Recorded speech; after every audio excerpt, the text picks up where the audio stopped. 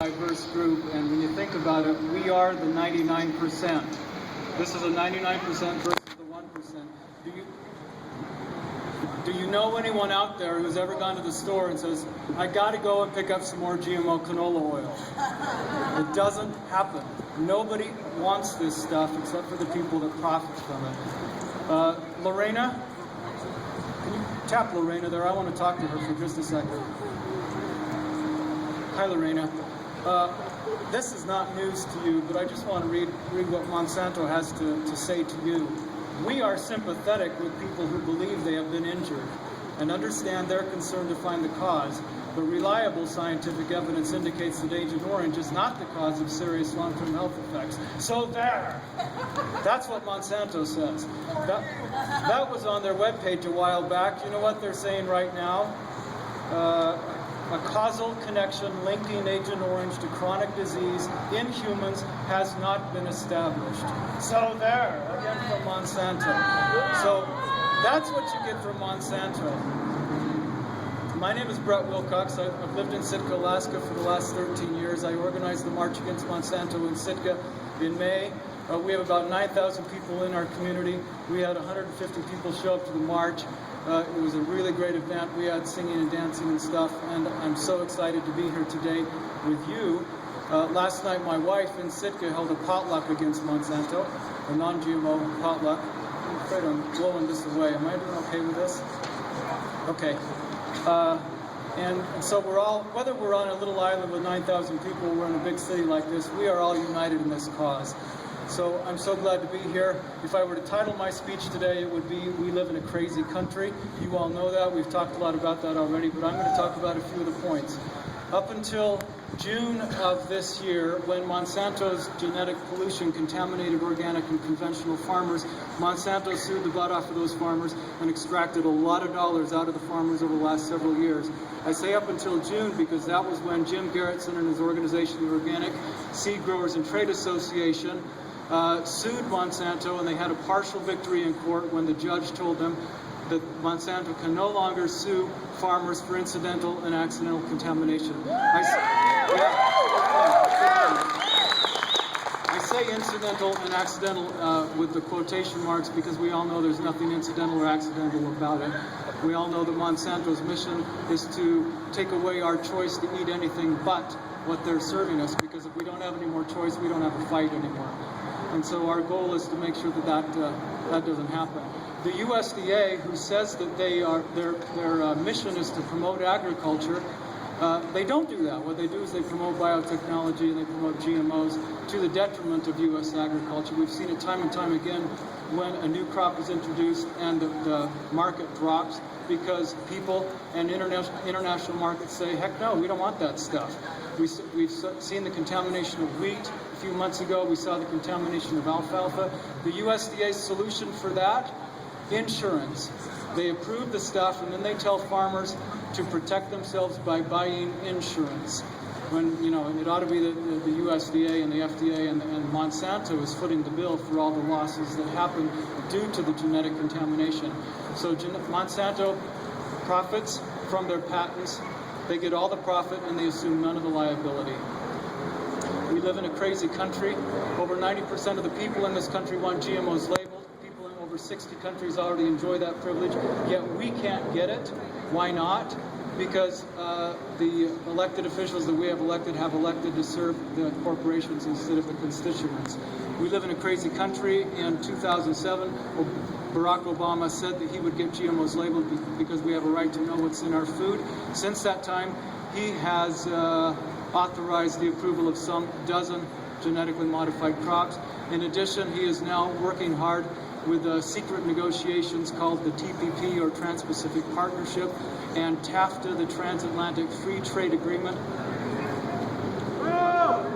Big boo on that. I have a flyer over here at this table. If you do nothing else with this table over here, come over and make sure you get one of these flyers. There's information in here about the TPP and about TAFTA, and there's numbers you can call to get hold of your congressman, hopefully some honest congressman, to get the word out there that we don't want that to happen. When the USA talks about free trade, know that there's nothing free about it. It's a euphemism for agricultural imperialism. Some state that it's actually a new form of warfare. We don't need to bomb countries with bombs anymore. We can bomb them with GMOs and biotechnology and patents, and then we own them. And an example of free trade happened in Colombia with the U.S.-Colombian Free Trade Agreement in May 2012.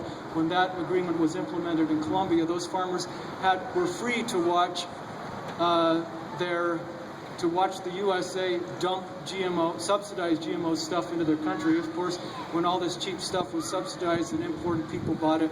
And what do these poor farmers who are one rainstorm away from poverty, what do? They go out of business. They lose their farms, they lose their business. And so free for them means that they're free to buy Monsanto seeds. They're free to watch their government destroy their seeds. That's what free trade is when we use that term here. Saving seed becomes a crime, and their seeds were actually destroyed. I'm happy to report that the farmers are fighting back. Resolution 970 and that agreement are now being pushed aside because the whole country is in revolt. The farmers took to the streets, they shut down the traffic, and that shows the power of this kind of movement. If you can get farmers to do that in Colombia, we can do that here. We got news just a couple of days ago that a judge in Mexico banned transgenics and GMOs in Mexico. They say in Mexico, sin maíz no hay país, without corn there is no country. And boy, that's so true. We live in a crazy country. We've got this stuff going on with the TPP, we've got this stuff going on with TAFTA. So what can we do to fight it? Well, we're doing it right now. You know, we're kind of on sacred ground here because we are doing it. We're doing what we need to do to make the phone calls, do the activism, however we do it. What I have decided to do is write a book. I've written a book called We're Monsanto, Feeding the Country Lie After Lie. Since I started promoting this book on Facebook on Tuesday, in the past four days, over 2,500 people have downloaded this book. One reviewer yesterday referred to this book as the March Against Monsanto Bible. She said she got this on her Kindle. She said she bought the paperback because she wanted it at the tables when she's doing the activism to say, look, here it is, here's the truth. This is laid out with 50 of Monsanto's favorite lies and all the information, documented references to show why it's all lies. So it's available today. And by the way, it is still free today on Kindle. If you've got your device on you right now, open it up, go to Amazon, type in my name, Brett Wilcox, or We're Monsanto, find the Kindle version and download it and use it. Pass it around to your friends, lend it. If you want to get the paperback version, it's over here today. My lovely daughter Erica will sell it to you at a $5 discount if you commit to provide a review on Amazon. As you know, reviews make or break authors, so I'd really appreciate it if you get hold of it, whether it's the Kindle version or the paperback version, that you write a review on Amazon. Another crazy thing that my family is doing, my soon-to-be 15-year-old son and I are going to run across America starting in January 2014. We're starting in LA, going through Vegas, St. George. And of course, we're going to make a stop in St. Louis, Monsanto's headquarters, and we're going to make a stop in Washington, D.C., Monsanto's real headquarters, and we're going to go on to the East Coast. Some people think we're crazy for doing this. Sometimes you got to do crazy things to be seen and to be heard. I'm really disappointed today that I don't see any TV cameras pointing at us today, and that's just part of the course, it seems. But if we can run across the country, and if my son could become the youngest person to run across the country, that's his goal, and he's got full capability of doing that.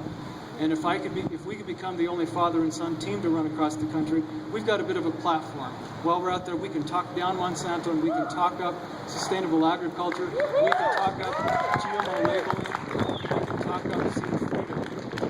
If you want to follow our run, my daughter over here, Erica, will write down your email address, and I will make sure that you are included on the blog, so you'll get every blog update as we cross the country. Or you can get online and just look up runningthecountry.com. Runningthecountry.com. We are running the country to stop Monsanto from running the country. Salt Lake, It's time to stop the craziness. It's time to stop Monsanto. Seed freedom now.